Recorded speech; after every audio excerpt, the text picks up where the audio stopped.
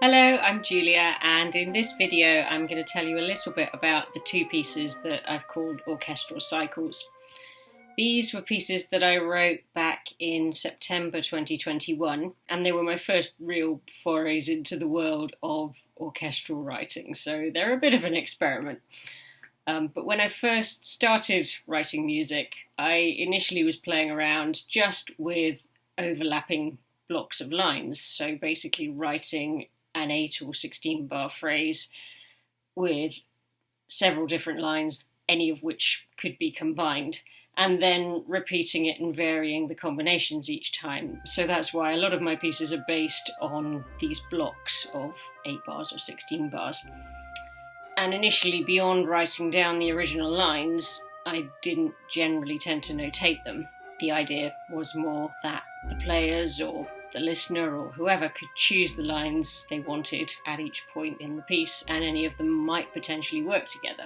So with these pieces, I've expanded on that idea a little bit, and obviously once you start to get into the world of different instruments, different colours, different textures, I think you probably have to be a bit more prescriptive about who's playing what when. So that then starts to open up questions of form. Even if you're essentially just repeating blocks of similar material, the differences in colour, differences in texture can start to give some sort of idea of different sections within the music, which then starts to create more of a direction, more of a story. So that was the kind of idea that I wanted to explore with these orchestral cycles. They are still based on this idea of a few repeating lines.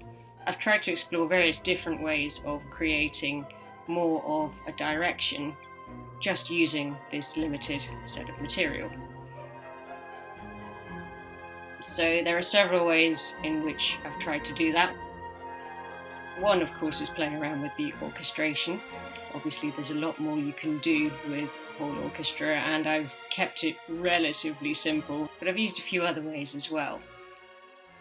Both of these pieces, unlike some of my previous pieces, use shifts in tonality between the different blocks. So although the material is repeating, it's cycling through different keys, and that's why I've called them cycles.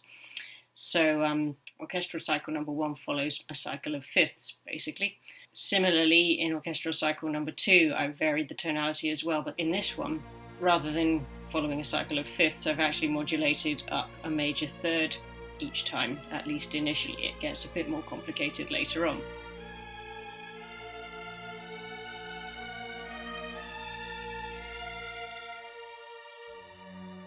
But what this does is give us a key in which we started, which is our home, and it takes us away from it, and that then gives us a point to come back to. Although that said, in cycle number 1, it never actually comes back to the C minor where we started.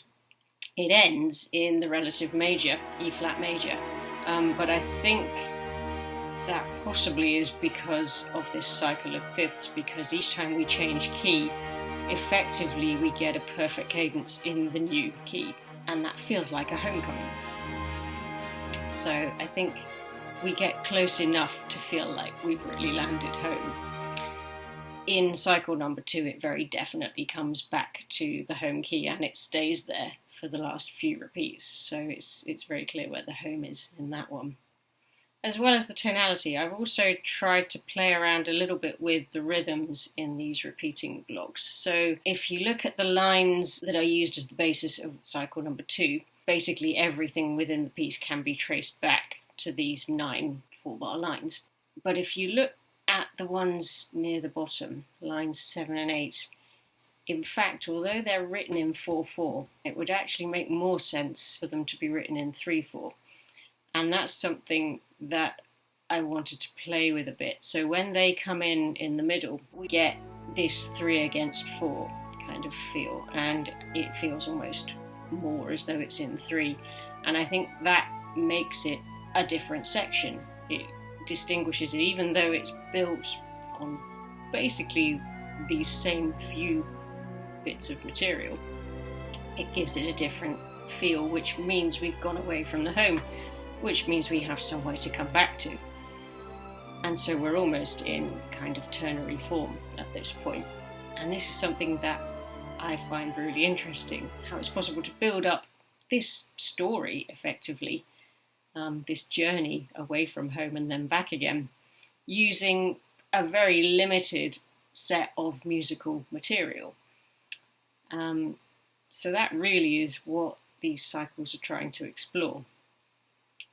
I've used changes in tonality, changes in orchestration, changes in dynamics and articulation, and this 3 against 4 or 3 against 2 kind of offsetting to try and make the most of what is quite a limited set of notes, set of ideas to begin with.